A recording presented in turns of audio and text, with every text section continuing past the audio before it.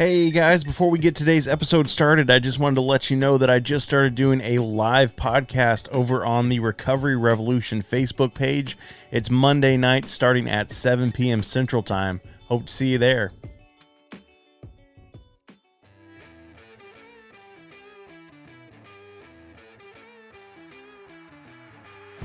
You're listening to Recovery Survey, the podcast that shatters stigmas around different types of addictions and takes a deep dive into spiritual principles. The road of recovery was a never-ending battle, to be honest with you. If you've ever been around somebody that struggles with an eating disorder, it's a very mentally exhausting thing. And to this day, I still struggle with aspects of it. And this was 2015, so this was about 6 years ago. My guest today is named Ciara Carter. She is the host of the Run, Thrive, Survive podcast, and she is also a coach that focuses on emotional, mental, and physical balance. Welcome to the show, Ciara. Hey guys, I'm Ciara, and I do a multitude of things, honestly, but I am a podcaster and a personal trainer that focuses on untangling the behavior and the psychology behind health and fitness. So we're not doing a lot of meal plans and workout plans anymore. It's literally behind creating habits and rituals to help yourself, to help your mental health, to help your emotional health, and to help your physical health. And a lot of this came from me suffering or going through my own issues and problems and working through them through fitness when I was diagnosed with a very severe eating disorder and ended up in the hospital with multiple doctors telling me, you should be dead, but you're not, you're here. And I'm thinking, yeah, I'm here and I get a second chance at 17 years old. I got to figure my way out. Wow, that is incredible. And welcome to the show, Ciara. I'm so excited to have you on the podcast today. I'd love to just kind of rewind and go back to where you were talking about being in the hospital at 17 and kind of get into that story a little bit before we move to the current time. Yeah. So what happened? Long story short, I was suffering from anorexia, which is an eating disorder. It's a very common eating disorder, and it wasn't how most people think you suffer, and that's kind of why it was not caught almost at all until I was in the hospital, until someone was like, oh yeah, this is a problem. It's caused by this. Why has nobody caught this? I was anorexic in the way where you would see me eat. I wouldn't turn away food. Well, a little bit, but I was still eating a lot of food, just not the right foods, but I was exercising like a mad person, where it was that binging kind of disorder in my mind where I would eat and I would punish myself for eating, and I'd have to go run it off. I'd have to go work it off. I'd have to be active somehow. So I was expending way more calories than I was intaking. And on top of that, I was only eating yogurt. I was only drinking milk, and I was only having like maybe a few handfuls of trail mix here and there. And if anybody knows anything about nutrition, I'm missing a lot of food groups. I'm also missing a lot of nutrients, a lot of vitamins, a lot of everything. And the big thing that I was missing, that calcium in the yogurt and the milk was depleting, was my iron. And if people are familiar with hemoglobin levels, this might shock a lot of people. I've actually had people jump back when they're familiar with them. I was supposed to be around the level of 12 hemoglobin. I was at 2.9. So when I landed myself in the hospital, I was barely walking. I couldn't stand. I could barely breathe on my own. I pretty much was suffocating myself. Wow. So was that what the turning point was for you when you ended up in the hospital, or did you continue down this road with the anorexia and the over exercising? So the turning point was definitely when I landed myself in the hospital. The only problem was it took me about 2, maybe 3, probably more years that we didn't notice to get there. So typically, like most high school students, you want to fit in. You want to be part of the in crowd. You want to be the popular person. You want to be the pretty girl. You want to do all this and that. And at the time, there had been I went through, I guess, puberty or whatever. I feel like a lot earlier than anybody else I knew. And a lot of us have that issue, but like, it wasn't that I was like this weirdo, wacko kid in the corner. I was a lot taller than most of my friends. Most of my friends were like 5'2", 5'3". I was 5'6", 5'7". By middle school, and by high school, I'm 5'8", 5'9". And I grew up in Los Alamos, New Mexico. And typically a lot of people are just not that tall over there. They're usually about 5'5". That's about as tall as most people get. So people were actually calling me fat, and, you know, all these like weird, mean names that high schoolers can come up with. And a lot of the guys would say the same thing. So of course I'm here. I'm super athletic. I used to play basketball. I used to play softball, thinking I'm fat. And I'm like, well, if I just keep working out, I'm going to be skinny. So I would look up all these skinny models, these skinny people. And I'm like, I want to be just like that. I used to run and watch the Victoria's Secret fashion show, but that's always in December. I don't think they have anymore, but I used to literally run to that and just watch them. Like, I'm going to keep running until I look like those girls. And that, you know, these are just impossible standards that I set for myself. So on top of that, with lack of education and nutrition education that you get in high school, because I think we have 2 lessons on the food pyramid that is kind of useless, that I always throw out the window with a lot of my clients. We have like 2 episodes of that, or 2 classes of that. And we just are sent off into this world, not knowing what to eat, how to eat, or how important it is for our, not only our body, but also our cognition. So of course, having no experience or understanding of nutrition, I take it into my own hands. Don't do a lot of research, because I'm a high school kid and we're still not in that stage of research and looking things up for ourselves. We're just, oh, I'm right. I know everything. Let me stop eating carbs. Let me stop eating meat, because meat bad. Don't eat meat. I hate that movement. And and just restricting everything to lose weight, because that's all we know how to do when we're in high school. And so on top of that, couple of years goes by and I start having all these crazy symptoms. Now, this freaks me out, because I actually hear a lot of parents tell me when I work with their kids, oh, my daughter's on the anemic or has anemia. And I always ask, why does she have anemia? Oh, I don't know. The doctor just says her iron is low. When you're anemic, it's not anemia that's the eating disorder. It's what you're doing that causes the eating disorder, and anemia just kind of goes along with it. And so a lot of the times when you're anemic, it could be hereditary. There are some instances where people's bodies just can't hold iron, and you just have to do some extra special things for that. And you can eat as well as you can. It just doesn't hold iron. In the eating disorder case, it's because you're not getting the nutrients. Now, kind of going back to when I was in high school, I was having trouble breathing. I used to be a runner. I couldn't run up and down the court anymore on basketball, so I kind of quit basketball. I couldn't really run between bases. I wasn't playing softball because I was tired. I was out of breath. I couldn't walk upstairs. And this was a slow decline that I started noticing, but I didn't understand why. I thought it was stress, because every time I'd go to the doctor, they're always like, oh, you're stressed out. And I'm like, well, I'm like 15, 16 years old. Can somebody like give me a different reason? Because if I can't handle stress now, I'm never going to be able to handle it. And it kind of was just a slow decline. Went from not being able to do any of that to being freezing cold all the time. My face started getting these weird rashes, which was insane. And I look back on it now, it's like almost like eczema kind of like rashes just across my face. My hands were so cold all of the time. And my memory was almost gone, because my brain there was no oxygen flowing to my brain. Again, I was suffocating myself slowly in my own body. So what does the recovery road look like for you? When did you, I guess, quote unquote, like figure it out? When did you realize that the way you were eating wasn't working? And, you know, you've talked about some of the symptoms and some of the things that were going on, but what was that turning point for you? So the turning point was when I landed myself in a nice hospital bed over my mom's birthday weekend. Happy birthday, Mom. I was in the hospital for the entire week. I don't actually even remember how long I was in there, because I was pretty out of it. I just remember what happened was I went in, they thought I had appendicitis.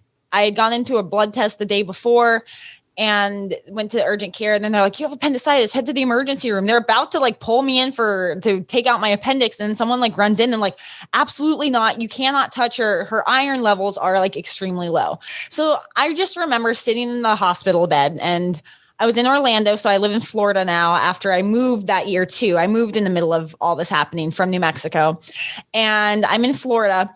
And I remember thinking, what the heck just happened? Like, how did I end up here?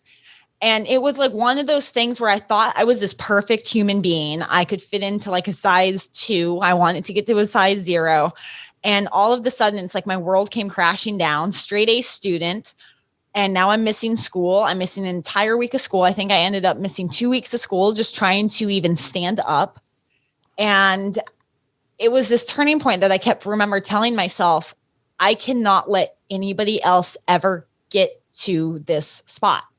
And I say that because everybody that came in, so that pretty much the recovery, I didn't have to have any surgeries. I honestly didn't have to do anything other than take an iron pill and eat hamburgers. The entire time I was in the hospital, I think they gave me 4 iron pills a day, and I ate some hamburgers. It was a really expensive recovery. I'm going to tell you, it was real simple, but real expensive. And they had psychologists come talk to me. They had dietitians.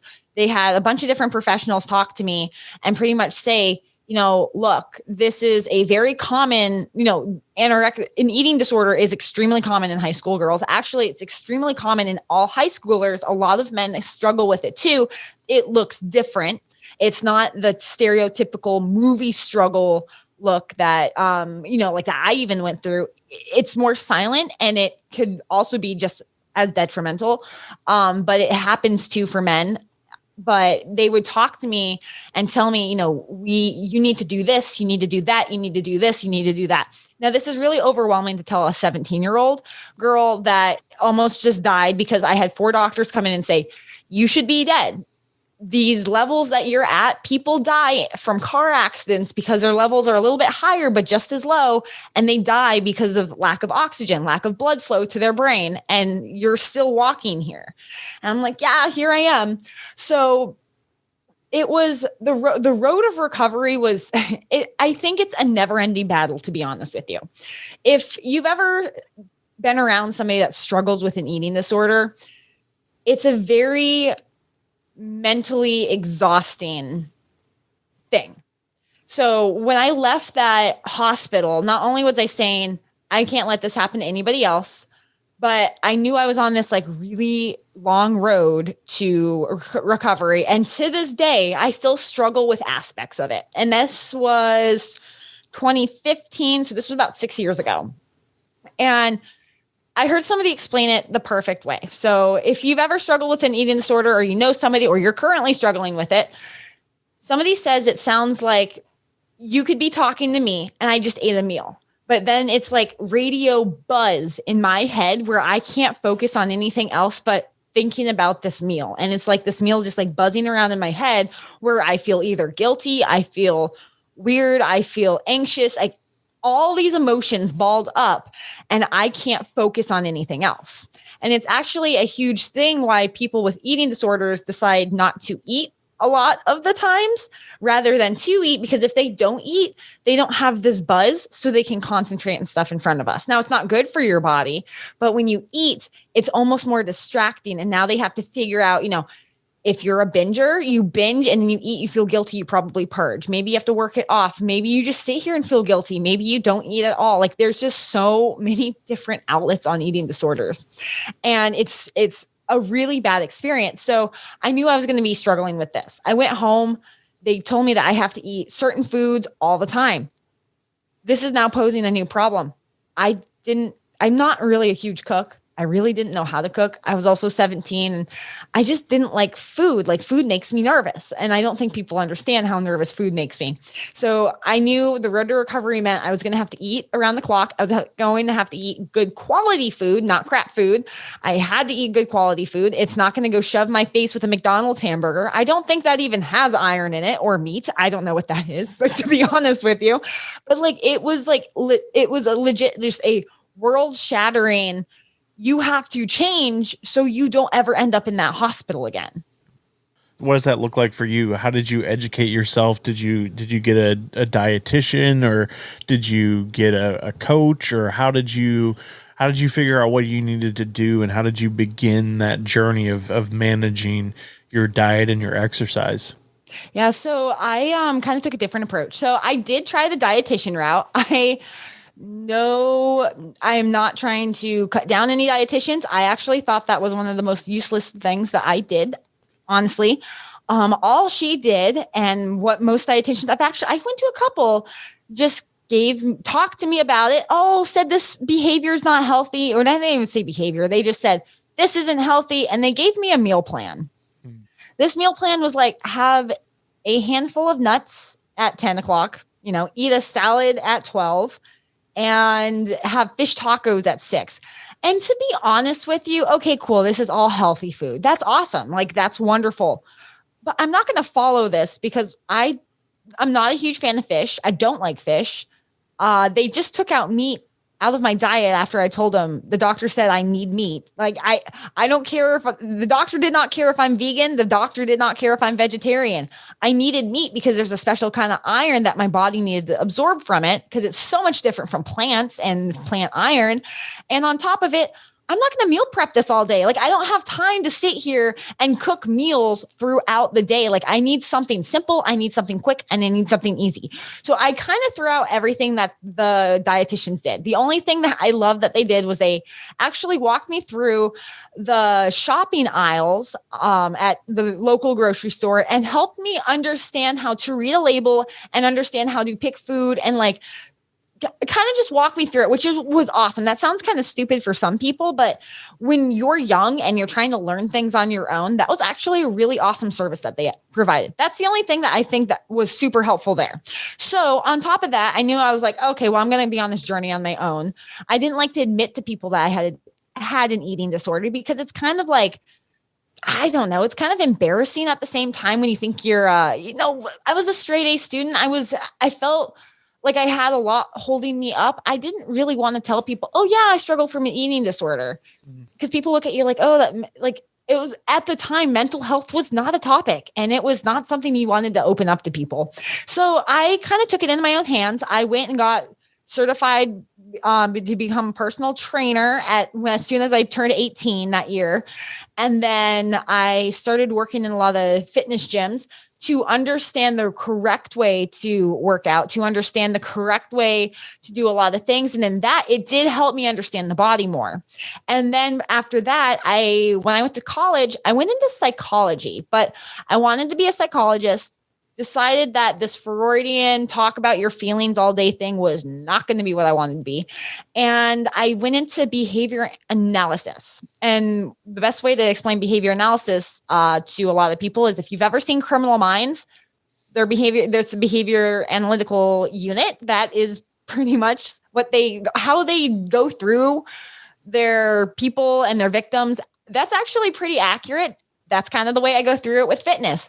I like to step through step by step why somebody is doing what they're doing, because it's not, Jimmy had a bad childhood and these feelings really inflict with his internal systems, and he does this and this and this. Like, our past experiences do make our future decisions, but it's just something to me didn't sit right, because you can't prove a lot of that. You can just assume it, and it's based on whatever you want to say it's based on. So I really went the behavior analytical route with health and fitness, because you can set up your environment to make yourself healthier without struggling in so many other ways. And that's kind of what I went into when I went into high school. And I started realizing, between understanding health and fitness, between understanding why I do the things I do through behavior analysis, and to also have on the side, I've done a lot of work with nutrition, understanding and reading lots of books, getting different certifications. It really helped me kind of mold who I am now and how to cope with an eating disorder. And I say cope because, again, I don't think it's something people recover from, or not like it's a full road of recovery where, oh yeah, I'm never going to have this again. Because I can tell you right now, in some of the times when it's like the past 2 years, actually, it kind of started creeping up where, COVID happened. My anxiety was through the roof along with the rest of the world's anxiety. Nobody knew what the heck was going on. Nobody knew where to go, what to do, who to talk to. I mean, it was crazy. We were all there. We don't have to relive it. That's when I start restricting my eating. That's actually when I start freaking out the most. I kind of like fall off my workout routine and I start only eating certain things. And I get into this habit and you can tell that I'm starting to lose unhealthy weight. And I can tell that I'm having an issue. And it's hard because it's not what I'm doing. It's the mental state that I get into. And so right there and then, when I start freaking out that I'm getting fat because I'm not doing X, Y, and Z like I usually do, and I'm doing like Z, Y, and B over here, that's what you have to start watching out for. And I think the biggest thing here is to just understand that you may always struggle with some of these ideas that you have, but they don't have to control you. You just have to make sure you're able to control your environment around you to really focus in and hone in onto making sure that it doesn't creep back up. That's awesome. And I'm so glad that you were able to it sounds like you kind of made your own path and kind of figured things out on your own. Yeah. We're kind of getting towards the end of the episode, but I'd love to give you an opportunity to tell the listeners a little bit more about your podcast and promote your social media or whatever it is that you'd like to promote. Yeah. So I also have a podcast and it's called Run, Thrive, Survive. I am a runner and running actually helped me cope with a lot of this. It's helped me cope with a lot of life changes. And it's also helped me not fall off the path back onto the really bad eating disorder. And of course, surviving, thriving. Some days we just survive, but most of the days we want to thrive together. So we talk a lot about, behavior and fitness and just anything that's going to help you be a healthier human being, especially when you have a full-time job, because that can be the hardest part, is just being healthy and balancing your life. So we really focus on that with the podcast. You can find me at the Runpreneur on Instagram and at Run, Thrive, Survive anywhere else, and runthrivesurvive.com. You can head over there and see kind of like what I have to offer. I do a lot of like personal training, personal coaching, health coaching, and just like revamping to really make you feel yourself. Right now we have a membership going on.